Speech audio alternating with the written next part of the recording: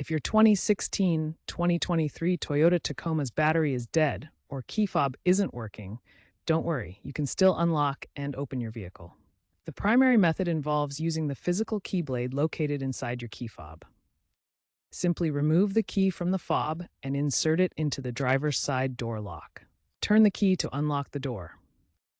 For the tailgate, you'll need to manually open it as the electronic release won't function with a dead battery. If your fob malfunctions due to a dead battery, replace it with a CR2032 battery. For 2016-2019 models, try cycling the ignition 4 to 5 times while holding the lock button to reprogram the fob.